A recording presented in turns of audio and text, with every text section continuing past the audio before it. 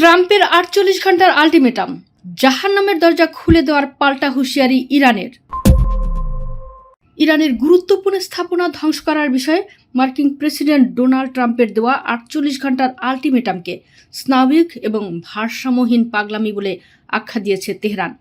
ট্রাম্পের সুরেই পাল্টা হুঁশিয়ারি দিয়ে ইরান জানিয়েছে, হামলা চালানো হলে যুক্তরাষ্ট্রের জন্য জাহান্নামের দরজা খুলে দেওয়া হবে।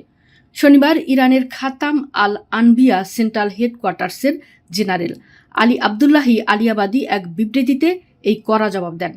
সম্প্রতি ট্রাম্প তার সামাজিক যোগাযোগ মাধ্যম ট্রুথ সোশ্যালে এক পোস্টে হুমকি দেন, যদি ৪৮ ঘন্টার মধ্যে শান্তি চুক্তি না হয় এবং কৌশলগতভাবে গুরুত্বপূর্ণ হরমুজ প্রণালী পুরোপুরি খুলে দেওয়া না হয়, তবে ইরানে নরক নেমে আসবে। ট্রাম্পের এই হুমকির জবাবে জেনারেল আবদুল্লাহি বলেন, আগ্রাসী মার্কিন প্রেসিডেন্ট একের পর এক পরাজয় মেনে নেওয়ার পর এখন মরিয়া হয়ে ইরানের জাতীয় সম্পদ ও অবকাঠামোকে লক্ষ্যবস্তু করার হুমকি দিচ্ছেন। এটি তার বোকামি ছাড়া আর কিছুই নয়।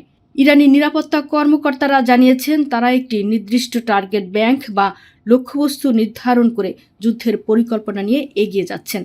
যুক্তরাষ্ট্রের জন্য সামনে বড় চমক অপেক্ষা করছে বলে হুঁশিয়ারি দিয়েছেন তারা।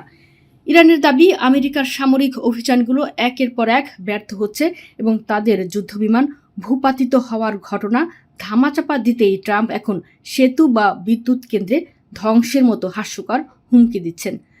বিশ্বের ২০% তেল সরবরাহকারী হরমুজ প্রণালী বর্তমানে ইরানের নিয়ন্ত্রণে রয়েছে।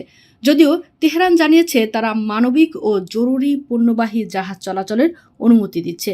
এদিকে শনিবার বুশিহর পারমাণবিক বিদ্যুৎ কেন্দ্রের কাছে একটি হামলা হওয়ায় সেখান থেকে ১৯৮ জন কর্মীকে সরিয়ে নেওয়া হয়েছে।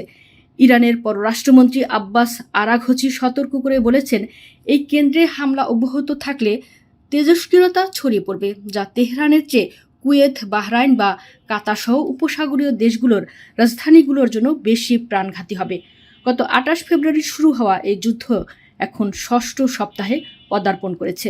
প্রাপ্ত তথ্য অনুযায়ী এখন পর্যন্ত ইরানে ৩৫০০ জনের বেশি মানুষের মৃত্যু হয়েছে।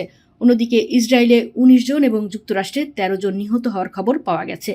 ইরাক, সংযুক্ত আরব আমিরাত, কাতার এবং কুয়েতেও প্রাণহানির ঘটনা ঘটেছে। ইরান দাবি করেছে তারা আমেরিকার একটি F-15 এবং একটি A-10 যুদ্ধবিমান ভূপাতিত করেছে।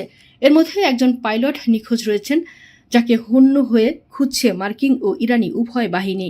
অন্যদিকে কাশেম সুলাইমানির পরিবারের ২ সদস্যকে আটকের দাবি করেছে যুক্তরাষ্ট্র, যা দুই দেশের উত্তেজনাকে আরও উস্কে দিয়েছে।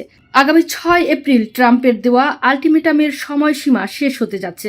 আলোচনার কথা হলেও দুই পক্ষই এখন চূড়ান্ত যুদ্ধের প্রস্তুতি নিচ্ছে।